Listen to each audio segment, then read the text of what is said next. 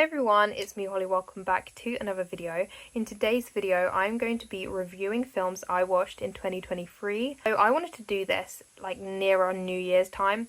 But I saw Jack Edwards, I'll link in the description, do this video where he summed it up in a sentence. I believe that I talk too much so it won't work that way and I might go longer than a sentence, but that's the whole idea of it. Reviewing every single film that I watched in 2023. I've got a list of 34 films, I believe, unless I've miscounted, which I probably have. These are just all the films that I can actually remember watching.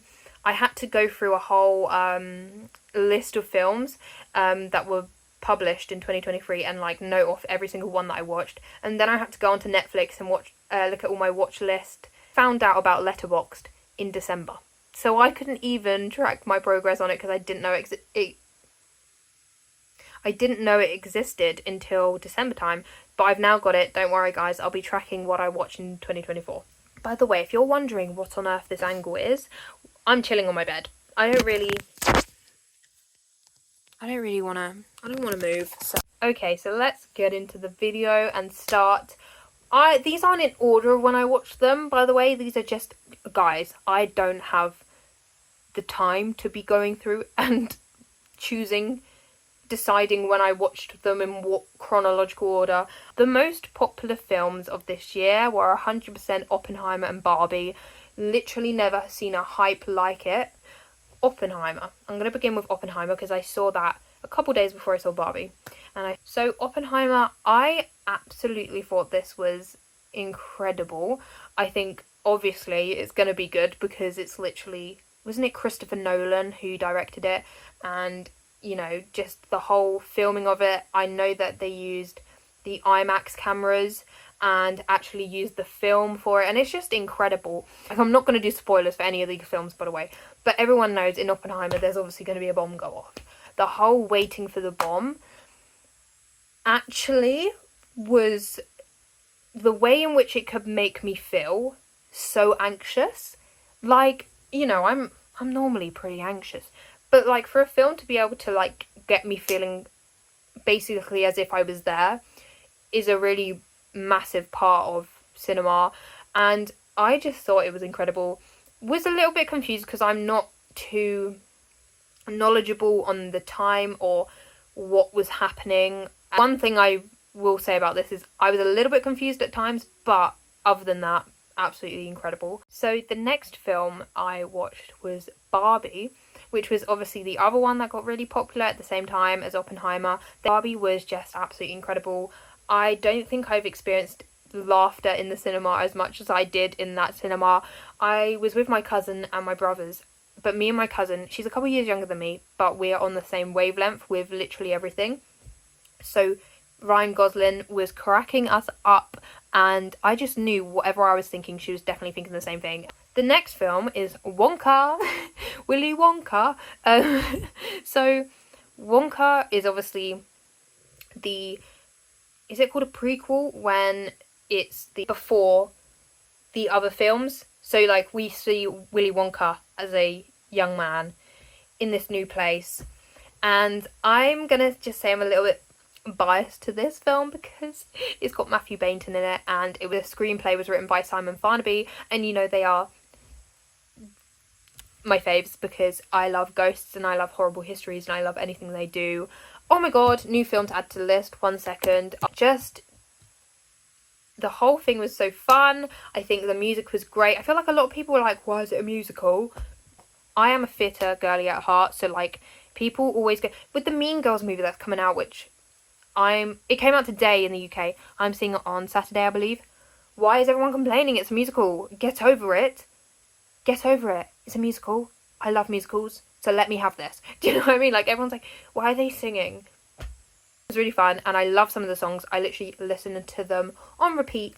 The next film I've got on my list is Whiplash. I think I watched a video about La La Land, which I'll come on to in a bit, actually. Little spoiler alert. I watched a YouTube, you know they do those video essays about different films. I watched one about La La Land, and someone said Whiplash is made by the same person who made La La Land. So I was like,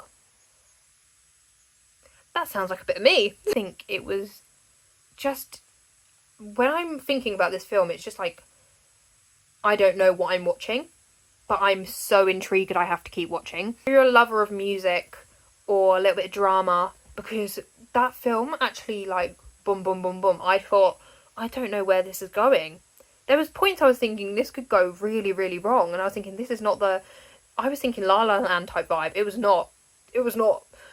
My cousin made me watch the first Hunger Game film because she has the films, I think. She was like, you gotta watch it. I was like, okay.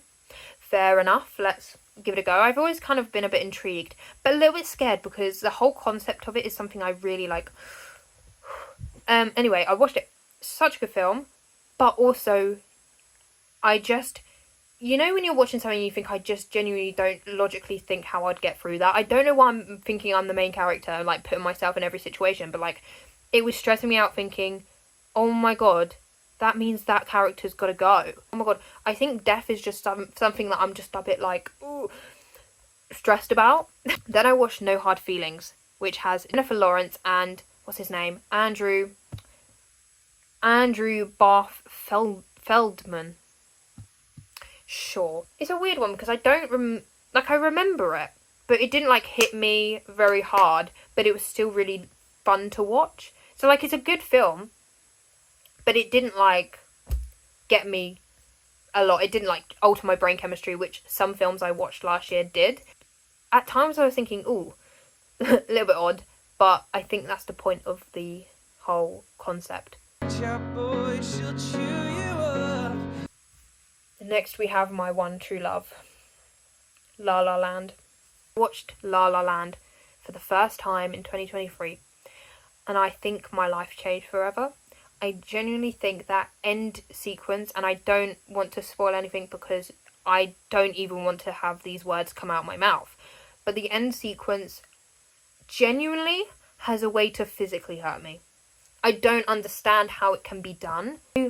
Sometimes I catch myself on TikTok watching edits of La La Land and thinking, I'm just going to put myself through it. I'm gonna search up the ending again. Because it's such like it's a weird feeling where it's like, I will put myself through it just to be hurt again, but just because I want to be hurt by it. It's a weird one, but it's just the best film I've ever watched, and I think everyone should have watched it. You know, as I say, I'm a sucker for a musical, and it had the songs in it, and it had everything, and it had Ryan Gosling, and it had Emma Stone, and it had everything I needed in my life, and I loved it with my whole heart. I sobbed, I cried. I can't even say anything else. It was just the best film I've ever watched. Please watch it. Okay, Monty Python Holy Grail is the next film, and okay, so there's a weird lore behind these films for me. Christmas of 2022, my dad was like, let's watch Monty Python Life of Brian, because we couldn't decide what Christmas film we wanted to watch on Christmas Eve. So we watched Life of Brian, and it was so good. And I have such good memories of watching it just because it was such a like an off the cuff thing. So then we were like, okay, let's watch it again for 2023. But then obviously they had another film called Holy Grail, Monty Python and the Holy Grail, I believe that's what it's called.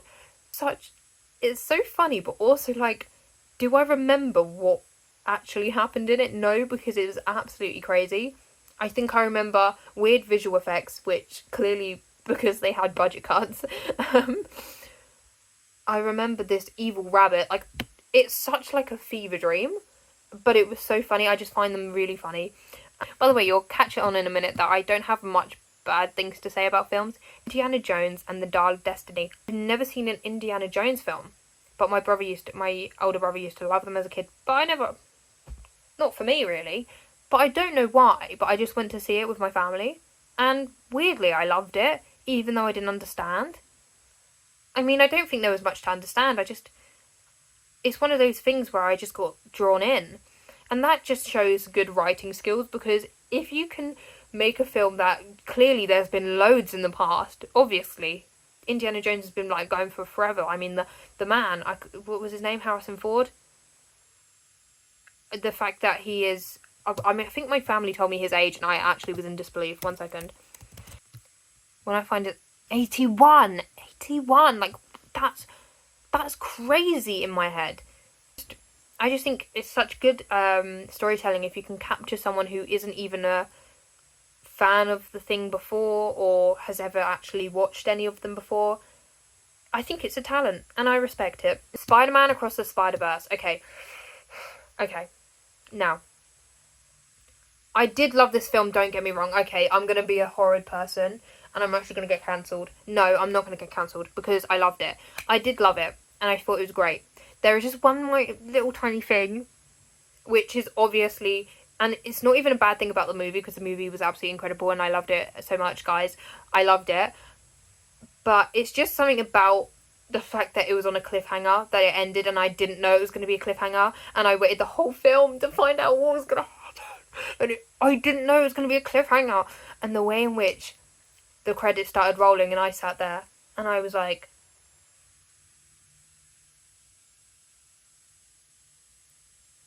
for real, waiting for someone to say psych, because I just couldn't believe I sat in that, like, obviously it was a great film, but I just cannot believe it was a cliffhanger. I just wish I had gone in knowing it was a cliffhanger so that I could have prepared myself, because I've been in the cinema for so long right now and we've not hit the climax of the film. What's actually going to happen? And then there was this one moment in my head and I was thinking, they're actually going to leave me on a cliffhanger right now. I haven't seen many films that leave on a cliffhanger, except for this next one, actually. This next film is a cliffhanger. Mission Impossible Dead Reckoning. I've never seen a Mission Impossible film, but I went to see it with my family. This was obviously the new one. And again, good writing, because I got drawn in and I'd never actually seen the films before. So, that's great. I believe this was a cliffhanger because it was part 1. I believe. And to be honest, like, after watching it, because I went because my family went, and I thought, oh, you know, people always talk about Mission Impossible, so I might as well see what the kind of vibe is. And I think I would go back and see the part 2. So, I mean, it did what it needed to do. It drew me in. Super Mario Bros. I think it was great, but I think it was good, but I actually can't remember too well. I think it had Chris Pratt. I think it did, didn't it? Yeah, it did. Jack Black singing as Bowser it did alter my brain chemistry, so I'll give him that. That was incredible, and I think any scene with Bowser in was great, and I think it did make me laugh a couple of times, and I'm glad I've seen it, but did it change my life? No. Haunting in Venice. Okay, so I think this is a horror movie. Let me just double check. Mystery/horror. Okay, so I had never watched a horror film, and my friend Amy said to me, oh, I really want to go see this film. Are you up to go see it? Really wanted to see Amy, so I was like, yeah, I do. And then I watched the trailer and I was a little bit spooked, and I thought, I'm going to be in a bit of a difficult situation here. I get scared at things so easily, and I never had seen a horror film before. I'd watched scary things, but I'd never seen a horror film before, and I went in more terrified than I was during the film. It was a very good film, though. The plot was plotting, okay? The whole time I was sitting there like, who's done that? Like, I got jump scares, and to be honest, right, Amy was sitting next to me, and, right, we were in the cinema, and there was only, like, a couple other people in there. Like, there was quite a few people, but, like, a couple other people, and they were all older. And it was me and Amy in the back. Right. There's this jump scare that happens, and I think I remember, but I don't want to spoil. And Amy screams, and weirdly, I felt it coming, and I knew what was going to happen before it happened. So I just laughed. And then in that moment, I did question to myself, am I a psychopath? But actually, such a good film. I didn't know much about it before going in. So glad I'd seen it, because it shivered my timbers, but also changed my life. It didn't really change my life, but it was great. And I'm so glad I've seen it. And there was that one hot person in it, and I can't remember what his name was. But, oh my god, don't even make me talk about this one. I think I'm just such a dramatic person that I'm just about to cry about this. Guardians of the Galaxy Volume 3. I can't even deal with this film, okay? Because this is my favourite film. Okay, let me give you the lore. I am so dramatic. So basically, I got into Marvel a little bit late in the game. My first Marvel film was Endgame, which is actually criminal, and I respect that it's criminal. But then after I saw Endgame, I thought, let's get to know. So I watched some films, and the one film, like, the one type of film that really, it was my fave, was Guardians of the Galaxy films. I loved them. I just thought they were great. I think great mix of comedy, fighting, and also there was a bit of music in there. Got the CDs for the volume 1 and 2 soundtrack. I loved it. I was a big fan. So when I found out there was going to be Guardians of the Galaxy Volume 3 a couple years ago, I was like, yes, yes. So I was like, loving life. And I waited, okay, guys, I waited, as you do, because I was like obsessed. I was like, I'm waiting for this film. And then I found out it came out around my birthday time. So I was thinking, yes, a birthday present. It was not a birthday present. It ruined me, okay? Because obviously I knew it was the last one that they were going to do. Every single time this little tiny raccoon came on my screen, okay, guys? Anytime this little raccoon came on my screen, my brother said, after we had watched the film, because I was sobbing. This is the most I've ever cried in the cinema. He said to me, Holly, I turned around to look at you, and your face was reflective from the tears. I've never been so humbled by a sentence in my life. The fact my face was reflective, I was crying so much. I think this film was incredible. The writing, everything about this film was incredible. I think they shouldn't do that to me. Getting me to feel so deeply about a raccoon, making me scream. And the first swear word in Marvel films, actually I don't know if it is, but everyone says it is. It was iconic, okay? Loved, oh my god, the guy, the eyebrow, Will Poulter, is that his name? Iconic, I can't lie, even though he was meant to be a little villain. Gold guy, let's not be too rash. Don't be rash. Yeah, iconic, I'm sorry. The whole fight scene, literally, oh sorry. Okay, Elementals, out of nowhere was such a good film. Everyone was like, what's this film? Like, what, Elementals? That's just so silly. And I was thinking, like, you know when you just go along with the crowd and you think, yeah, social conformity, let's just go along with everyone else. And I was like, oh, this film's probably not that good. But then, I was off ill, only day off in year 13 so far, and I watched Elementals. And it was so good. And, oh my god, why was I invested in this love story of fire and water? I was like, is she going to get with water? What's his name? Wade. And her name was Amber or something?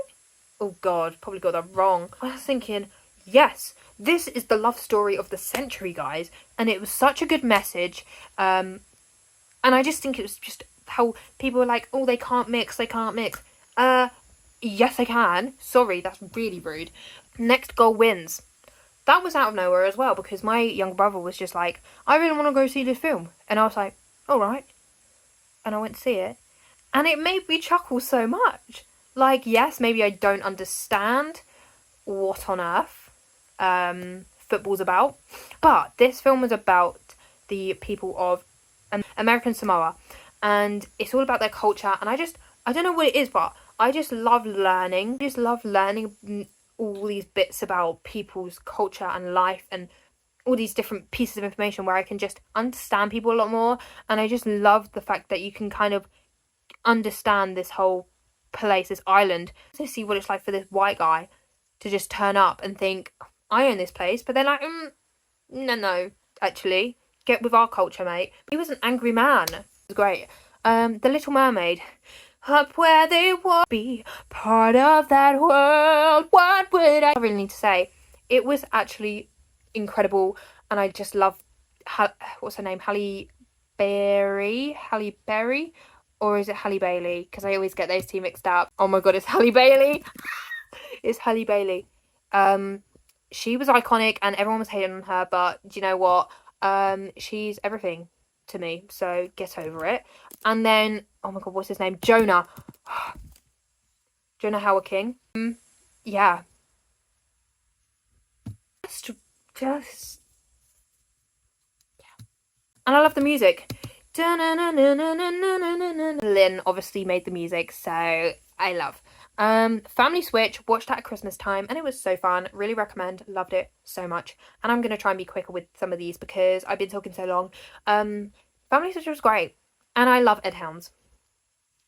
Really recommend. Die Hard.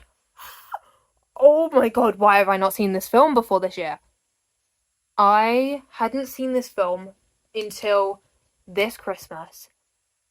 And it was a viewing experience like no other. Okay, I was literally just in my front room. But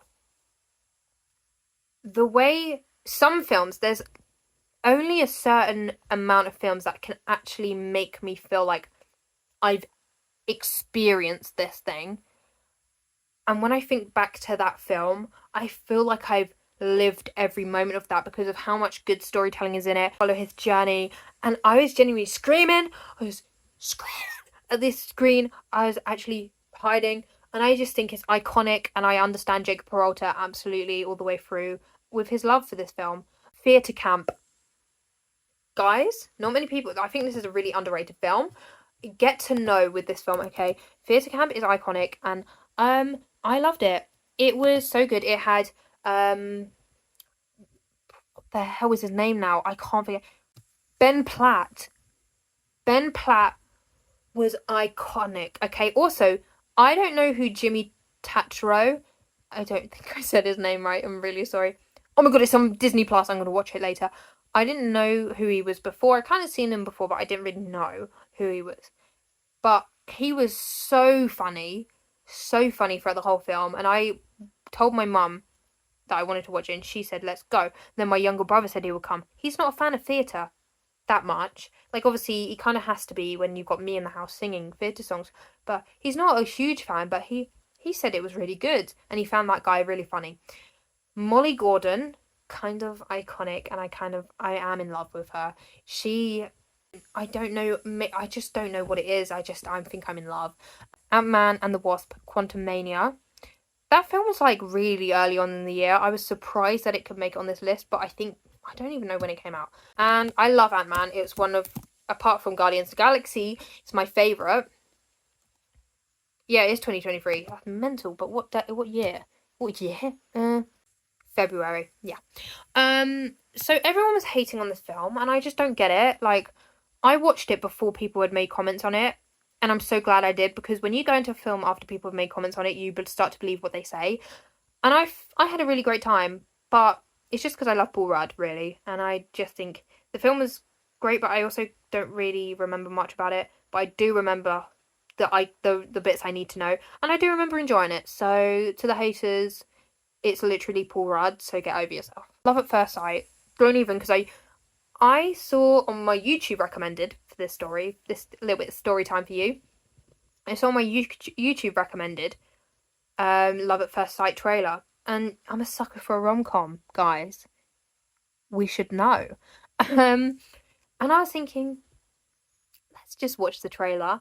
I was hooked by the trailer. I was thinking, I can't wait for it to come out. Literally don't even know anything about this film except for the trailer. Like, sometimes you're waiting for films to come because you're a fan of them.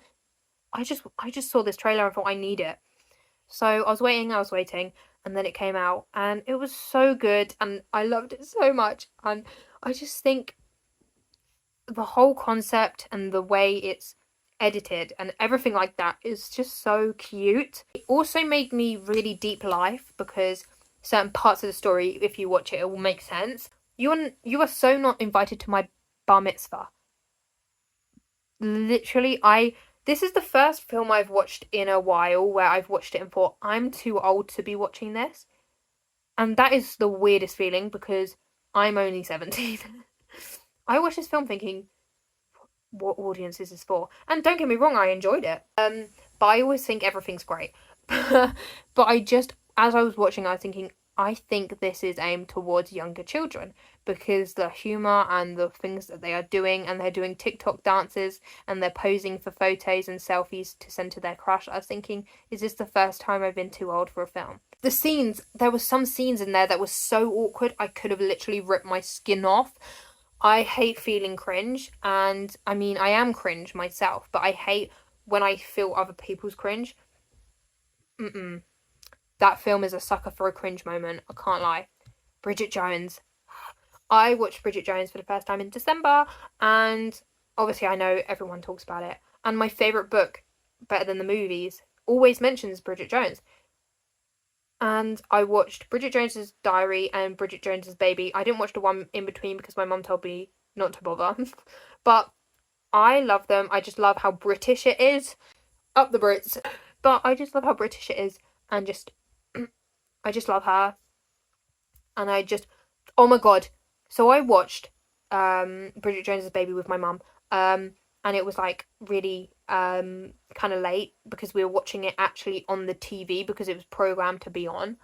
The way in which I screamed, I was screaming. I really hated that one man. I didn't really. There was no reason to hate him, but I just didn't like him because he wasn't Mark Darcy. That is me being completely real. Holiday. How had I not seen this until this December? I don't know, but watched it.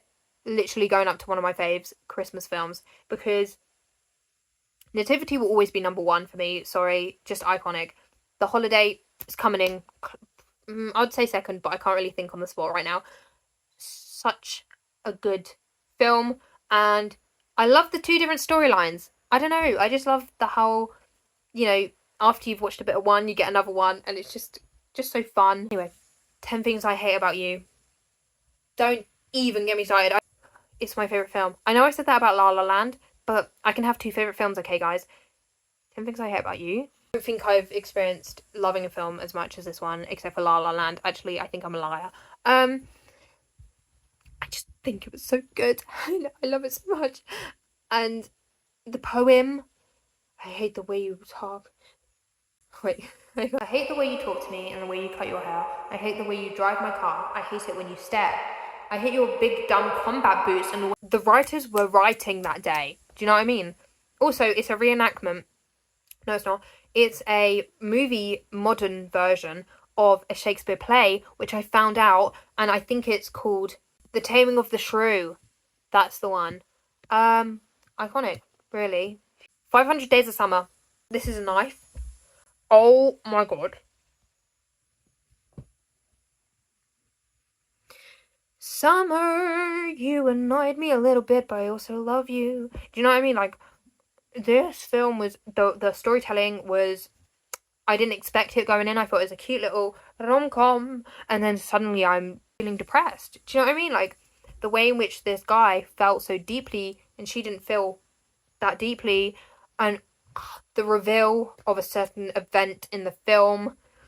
First, like, film where I was kind of, like, following a guy navigating his deep feelings that haven't been reciprocated. I feel like a lot of films it's normally the girl and he's like, I don't actually like you, and the girl's like, no, but this time it was like a guy experiencing, but we saw so much of him experiencing it. I was like, it was just so interesting. I loved it so much, and I loved it, and I loved it.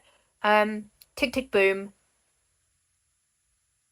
Green dress, 20 buttons and a strap. A green dress, what a pleasure to unwrap. Green dress, love this. I loved it. And because I love musicals so much, it was iconic. Andrew Garfield really ate up that role, and the fact he didn't really sing beforehand is incredible. I feel bad that you feel bad about me feeling better. Just Friends. Actually really good, but there was... Right, so I watched half of it by myself. And it got to a bit, and this is not spoilers, but there was toothpaste involved. But a lot of it. And something about me is I hate things that are, like, too dirty, or, like, I just feel like it will be a challenge to clean that up. And when I was watching it, I couldn't continue because it was making me gag. And then I went around Amy's house, and Amy, and Penny watched this film. And it was actually really good. It's really good. Loved it. Not my favourite rom-com, don't get me wrong, but it was good. Crazy Stupid Love. Again, I think this was when I was on my Ryan Gosling hype, because I watched La La Land after I'd seen Barbie, and I watched this film, and it had Steve Carell in it as well, and it had Emma Stone. Literally so crazy. Everything that happened in the film, I was literally like, come again? Film, I'm glad I've watched it, but it was not one that actually, like, got to me deeply. I just thought the whole sequence, like, the whole one part of the film, which, like, that was the kind of the main part of the film. This one scene, which was just a continuous part where it was all just so awkward. Oh my god, loved it. The Truman Show, I really have wanted to watch this film for absolutely ages. And I watched it, and it was literally everything that I thought it would be. Like, everyone's always like, watch the Truman Show. And you should, really. It's not one where people have overhyped it. I think it's correctly hyped because so good. The one thing about me is I can find certain things scary, like ghosts and like zombies. Like, yeah, they're scary. But the thing I find the most scary and unsettling is anything like the Truman Show or WandaVision. Anything where it's like really eerie and off-putting, and I hate it. Hate it so much. So the whole Truman Show vibe, the fact that he was being watched and he didn't know, and he was like slowly realizing he was in this. Oh my god, it was low-key scary, and I was looking for cameras. But other than that, it was great. Wild Child. I forgot I watched this film in 2023, but I did, and it was really good. The Breakfast Club. Iconic. I always heard people talk about it, and I was like, I need to get to know. And I'm glad I did. It was really interesting and fun, but also has such a good meaning because obviously these were all different people from, different types of people being stuck together. And I just thought it was great. Loved it so much. And it was so good to have this strong female character in this film. Iconic. She was iconic, and I love her. And I also think it was a great film. Bill. Bill is by the creators of Ghosts and People in Horrible Histories and My Favourite People in the World. And Bill is about Shakespeare's secret life, which isn't completely accurate because it's like a jokey film. But I love it so much, and I will continue to love it. I've watched it twice now, and I just love it. And I think the purpose of it was to try and give like this whole, this comedy side of it, but also, get people kind of interested in Shakespeare, because I watched it obviously because I love the people in it, but then I was kind of like, I kind of want to get to know a few more Shakespeare bits. But anyway, they seem to be all the films, but I am done with talking, so I'll do an outro a different day because I genuinely, my legs hurt. So I just was obviously editing the video, and I just thought about one more film that I didn't mention that I have seen, which is Love Actually. I watched that for the first time in 2023, and I think it was really good. Obviously all the different storylines, I think it did make it a lot different of an experience of watching a film, because obviously you get to switch between these different people, and then how they all kind of link together, which was very interesting. There were at times certain people I wanted to see more, and I would be like hoping that next time it cut to someone it would be a different person than it actually was. But I do think it was a very good film. But yeah, not a standout Christmas movie for me. Like, I think obviously I watched The Holiday as well, and I feel like out of the two, Holiday has to be my number one out of the two of them, because I just think it maybe got to me a little bit more. I don't know, maybe it's because I had more time to connect to these characters, because obviously when there's a lot of storylines going on, you kind of have to try and feel connected to people even though you only see them for a short bit of time. But I do think obviously everyone knows it's a good film. I don't need to go on about that. Somehow managed to not do an outro even though I was filming one. So thank you guys for watching this video. If you did enjoy, please do consider subscribing. It'd be greatly appreciated. Comment down below your top favourite film of 2023, and I will see you in the next video. Bye!